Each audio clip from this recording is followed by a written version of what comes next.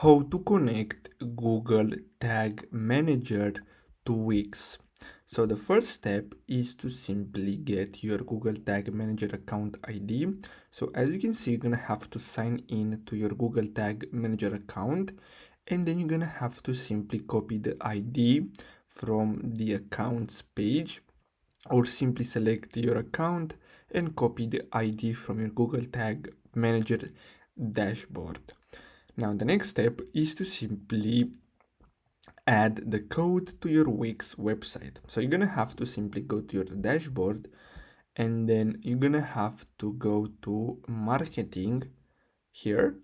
And then what you're gonna have to do next is simply, as you can see here, so simply click connect under Google Tag Manager.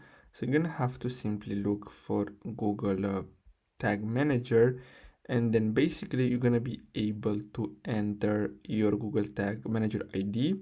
So you're gonna have, so as you can see, first of all, you're gonna have to add to connect your Google Analytics account, and then you can simply add your Google tag basically. So I hope you found this video helpful. Thanks for watching.